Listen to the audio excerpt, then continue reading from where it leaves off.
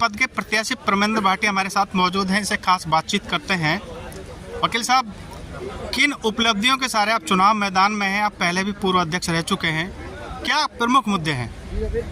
ऐसा है, मैं 15-16 में अध्यक्ष रहा था और मेरे द्वारा अपने कार्यकाल में ये टीन शेड है जो लगभग उस समय 2.5 करोड़ की लागत से ग्रेटर नोएडा विकास प्राधिकरण के माध्यम से मेरे द्वारा बनवाया गया। न्यायालय परिसर के अंदर बड़े स्तर पर वृक्षारोपण कराए गए और अभी पिछले 4-5 माह पहले मैंने इस शेड के अंदर अधिवक्ता और वादकारियों की सहूलियत को देखते हुए पंखे लगवाए और भविष्य में उस समय भी जब मैं अध्यक्ष था उस समय मैंने फुटओवर भी 2016 में पास करवाया ग्रेटर नोएडा विकास प्राधिकरण से, जो अभी तक पेंडिंग है। आवास के लिए जगह चिन्हित कराई 130 मीटर रोड पर सुपरटेक स्पोर्ट सिटी के सामने। 60 लाख रुपए टॉयलेट के लिए पास कराई, 14 टॉयलेट थे, 7 लेडीज 7 जेंट्स, और नाली टपनी थी और नाली के और चैम्बर्स के बीच में इंटरलॉकिंग टाइल लगनी थी। उस समय मेरा उद्देश्य उस समय भी ये था कि एक अच्छी कैंटीन हमारे न्यायालय परिसर में हो, अधिवक्ताओं की मेडिक्लेम पॉलिसी हो और कंज्यूमर फोरम के लिए हमें ज़्यादा दूरी तय करनी पड़ती है, जबकि 1 कदम की दूरी पर कंज्यूमर फोरम है। उसमें आने जाने के लिए सुलभता के लिए वहाँ एक गेट बन जाए और अधिवक्ताओं को दैनिक जो समस्याएं हैं, एक बार और बेंच के मध्य सौहार्दपूर्ण वातावरण हो, अधिवक्ता और बार का गौरव और सम्मान बढ़े, इन सब मुद्दों के साथ मैं पिछली बार भी चुनाव लड़ा था, जिसमें से कुछ कार्य मेरे द्वारा करा दिए गए थे और कुछ कार्य जो बचे हैं, और प्लस इनके अलावा जैसे महिलाओं के लिए कैंटीन है, कॉमन हॉल है और क्रेच की व्यवस्था। अब आने वाले समय में क्योंकि यहाँ इंटरनेट की समस्या है तो वाईफाई होना या PCSJ HJS की तैयारी करते हैं बच्चे, उनको एक बार की तरफ से ट्यूटर उपलब्ध कराना, ताकि हमारी जो कोर्ट में जो प्रतिभाएं हैं वो पैसे की कमी से से अपने आप को वंचित ना रह जाएं। तो इन सारे मुद्दे हैं और समय समय पर जो मेरे सबसे बड़ा जो मुद्दा है, इन सब के अलावा उस समय मेरे द्वारा एक अपने खर्चे से नक्शा बनवाया गया और जिसका एस्टीमेट 100 करोड़ था। 2000 चैम्बर, प्रत्येक अधिवक्ता साथी को 15 बार का सिंगल चैम्बर की मेरी उस समय प्रयास था, जो मेरे कार्यकाल समाप्त होने की वजह से आगे नहीं बढ़ पाया। तो जो चैम्बर्स का मुद्दा है, मैं समझता हूँ कि ये आज की तारीख में बहुत सबसे ज़्यादा ज़रूरत का मुद्दा है और सैकड़ों की तादाद में हमारे अधिवक्ता साथी चैम्बर विहीन हैं।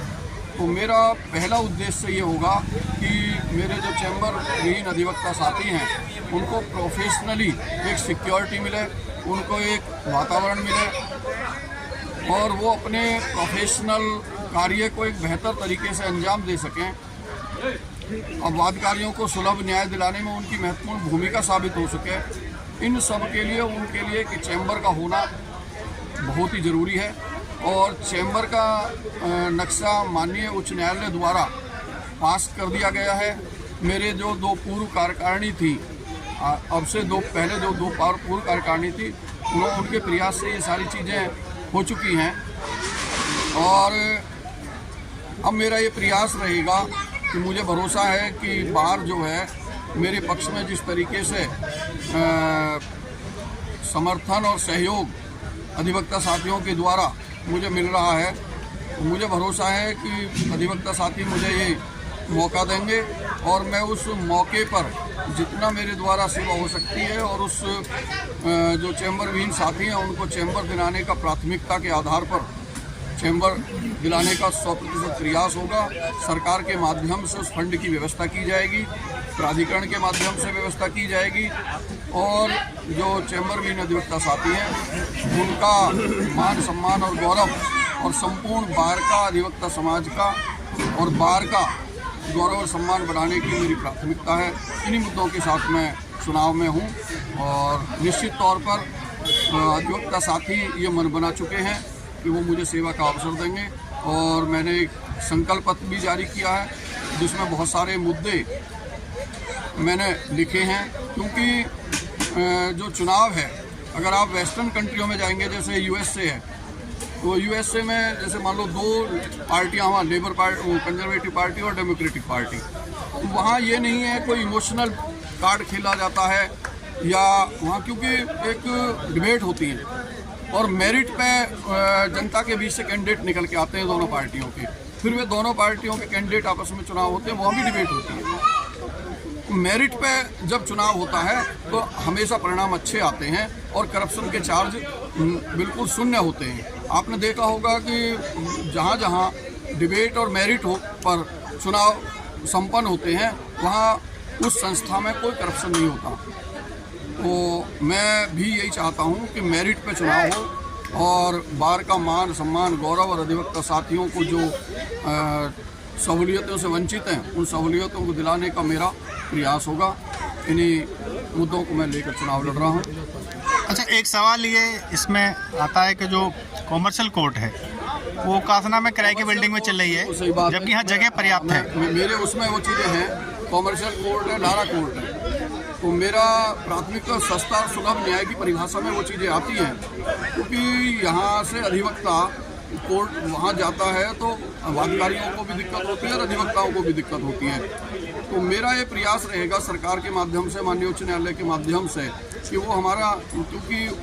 मैं समझता हूँ कि जिला न्यायालय के पास जितनी भूमि है, शायद उत्तर प्रदेश में किसी भी जिला न्यायालय के पास इतनी भूमि नहीं है, 30 एकड़ भूमि है और बहुत अच्छा परिसर हमारा बना हुआ है। और आने वाले समय के लिए भी 2016 में यहाँ से एक प्रस्ताव गया है और मेरे विचार से लगभग मुझे लग रहा है कि 2024 में निर्माण कार्य शुरू हो जाएगा। लगभग 80 कोर्ट और बननी है, तो हमारे पास ज़मीन भी है और भविष्य में कंस्ट्रक्शन होना है। तो मैं समझता हूँ कि ये चीज़ें कंपलसरी है और इनको अपने न्यायालय परिसर में लाने का पूर्ण प्रयास होगा। दूसरी चीज़ जुवेनाइल कोर्ट है, जुवेनाइल कोर्ट भी बिल्कुल दूसरे कोने पे है, उसको भी जो अकॉर्डिंग टू लॉ है, क्योंकि वो न्यायालय परिसर के अंदर नहीं आ सकती, न्यायालय परिसर से कुछ दूरी पर वो स्थापित होती है, तो प्रयास ये रहेगा कि वो भी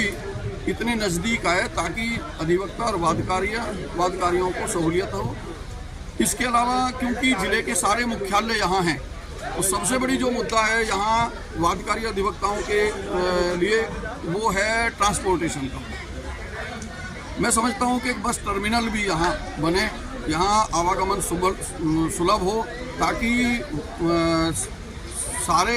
कार्यालयों के साथ साथ जो हमारे न्यायालय परिसर में अधिवक्ता और वादकारी आते हैं उनको भी सहूलियत हो सके। इन्हीं मुद्दों के साथ मैं चुनाव लड़ रहा हूँ। अच्छा, मुकाबला किससे मान रहे हैं, कितने जीत के प्रति आश्वस्त हैं? देखिए, मुकाबला तो ये कहना उचित नहीं होगा, क्योंकि जिस तरीके से मुझे सहयोग और समर्थन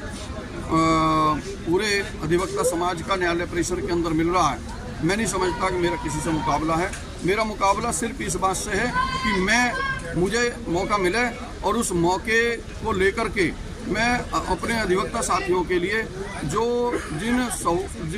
असुविधाओं से जूझ रहे हैं, जिन सुविधाओं से वंचित हमारा अधिवक्ता समाज न्यायालय परिसर के अंदर है, उनको मैं दूर कर सकूं और एक अच्छा वातावरण यहाँ पैदा हो। यही मेरा वो है संघर्ष का नारा है। और सारे जितने अधिवक्ता साथी हैं प्रोफेशनली उनको कोई नुकसान ना हो, कोई एक भ्रष्टाचार मुक्त व्यवस्था का यहाँ निर्माण हो और सारे अधिवक्ता अपने बिल्कुल प्रोफेशन में सुरक्षित महसूस करें और निस्वार्थ भाव से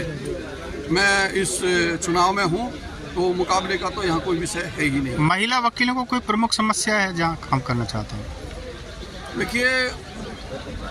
आज के समाज में महिला और पुरुष समान हैं, लेकिन एक विशेष सम्मान की महिला अधिवक्ताओं को ज़रूरत है। उनको मैंने अभी बताया कि महिलाओं के लिए कॉमन हॉल एक बहुत ज़रूरी है, उसी में क्रैच की व्यवस्था हो जाए। हमारे यहाँ महिला अधिवक्ता साथी क्योंकि नया जनपद है तो बहुत सारी महिला अधिवक्ता साथी इस तरीके के हैं कि मान लीजिए उनका परिवार में व्यवस्था नहीं है। दोनों आज की स्थिति, क्योंकि युग बदल गया है, आज स्थिति ये है कि पति और पत्नी दोनों सर्विस में भी होते हैं कई बार, तो बच्चों के सामने एक प्रॉब्लम आती है, तो उसके लिए मैंने कहा कि क्रेच की व्यवस्था का मेरा उद्देश्य है यहाँ करने का। बाकी और जो भी समस्याएं मेरे सामने आएंगी उनको मैं निस्वार्थ भाव से पूरा कराने का मेरा उद्देश्य है। अंत में क्या अपील करना चाहेंगे अधिवक्ता साथियों से? मैं यही अपील करना चाहता हूँ कि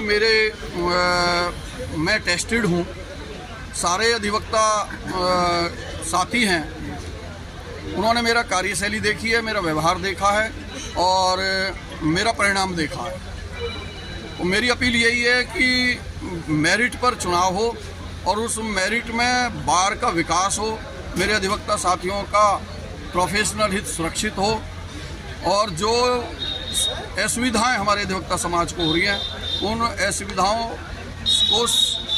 दूर कर सुविधा संपन्न बनाने का मेरा वादा है। और इन्हीं वादों के साथ मेरी अपील है कि आपके द्वारा, अधिवक्ता साथियों के द्वारा जो मुझे प्यार, सहयोग, समर्थन मिल रहा है वो मत में बदलेगा और मत के आधार पर जब मुझे ये मौका मिलेगा तो निश्चित तौर पर मैं इन सारे कार्यों पर निस्वार्थ भाव से कार्य करूंगा, ये मेरा संकल्प भी है। इस वीडियो को लाइक करें, हमारे चैनल को सब्सक्राइब करें और बेल आइकन जरूर प्रेस करें